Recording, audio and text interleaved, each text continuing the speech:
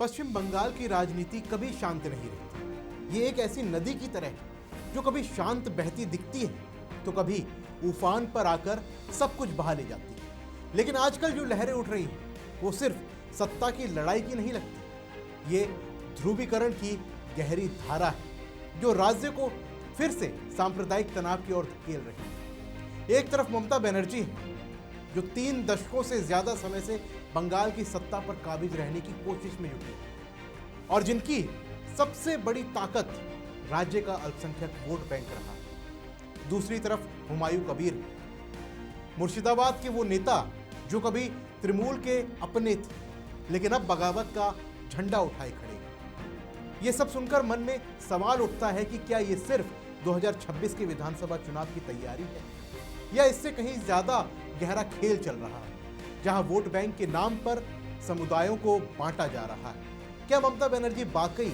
हुमायूं कबीर से डर गई या ये उनकी पुरानी राजनीति है, रणनीति है, विरोधियों को घेरना, कमजोर करना?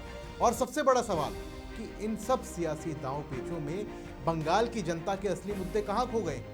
बेरोजगारी, बाढ़ की तबाही, प्रवासी मजदूरों की पीड़ा, शिक्षा और स्वास्थ्य की बदहाली, क्या ये सब पीछे छूट गए?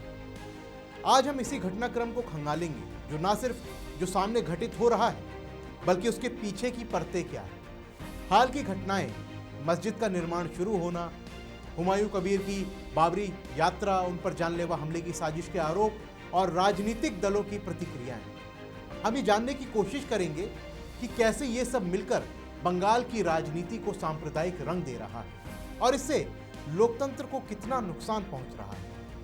नमस्कार, मेरा नाम है शुभम गुप्ता और आप देखना शुरू कर चुके हैं वीके न्यूज। सबसे पहले समझते हैं कि ये विवाद कैसे और कब गरमाया।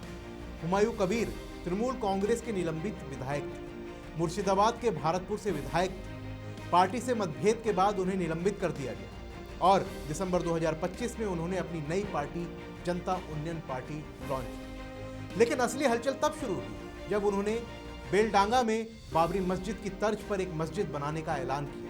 दिसंबर में नींव इसकी रखी गई और फरवरी 2026 में यानी कुछ दिन पहले ही इसका निर्माण कार्य शुरू हो गया।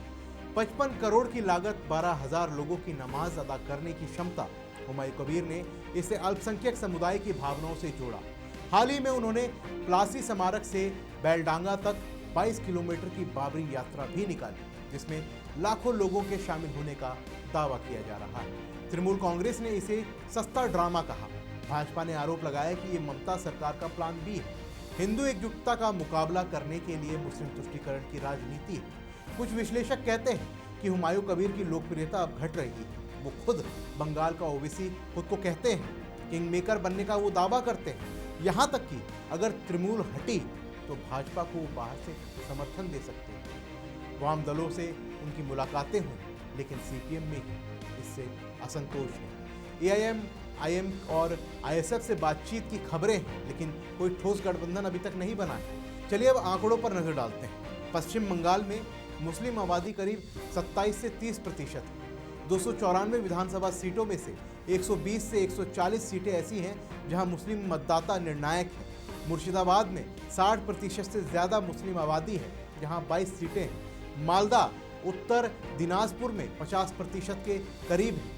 इन इलाकों में तृणमूल की जीत का आधार मुस्लिम वोट बैंक रहा है। 2021 में 87% मुस्लिमों ने तृणमूल को वोट दिया था।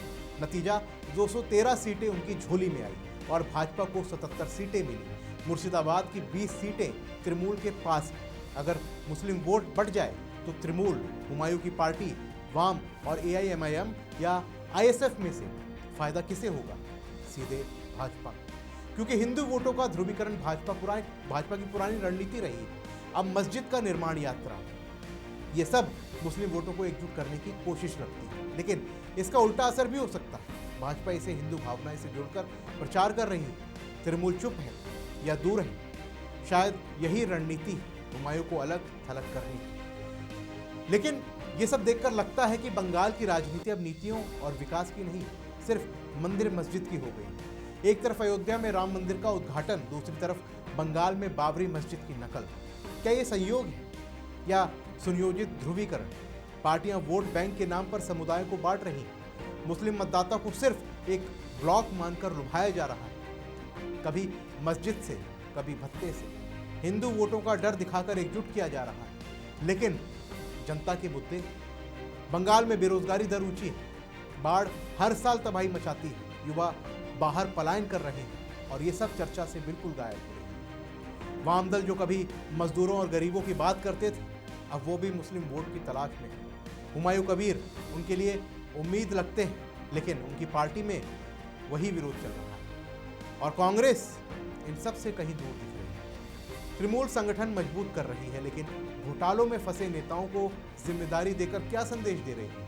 2026 का चुनाव महीनों दूर है। अगर तीसरा मोर्चा बना तो नया समीकरण बनेगा, लेकिन इतिहास कहता है कि ऐसे प्रयोग अक्सर असफल होते हैं। 2021 में भी लेफ्ट कांग्रेस आईएसएफ गठजोड़ हुआ, लेकिन मुस्लिम वोट तृणमूल के साथ है। इस बार क्या बदलेगा? क्या ममता फिर खेला कर देंगी? सोचने वाली बात है। राजनीति समुदायों को जोड़ने के लिए होनी चाहिए, ना कि बांटने के लिए। अगर मंदिर मस्जिद ही चुनाव का मुद्दा बन गया तो लोकतंत्र कमजोर होगा। बंगाल की जनता हिंदू मुस्लिम सभी का विकास चाहती है, ना कि ये जहर। अब आपको भी सोचना होगा कि क्या बंगाल वाकई विकास की राह पर है या ध्रुवीकरण के दलदल में फंस गया है? अपने विचार हमें कमेंट बॉक्स में जरूर दें और अगर आपको ये विश्लेषण पसंद आया तो वीडियो को लाइक करें, शेयर करें और चैनल को सब्सक्राइब करना ना भूलें। फिलहाल के लिए इस रिपोर्ट में बस इतना ही। मिलते हैं अगली वीडियो में, तब तक के लिए जय हिंद। वीके न्यूज, राष्ट्र के नाम।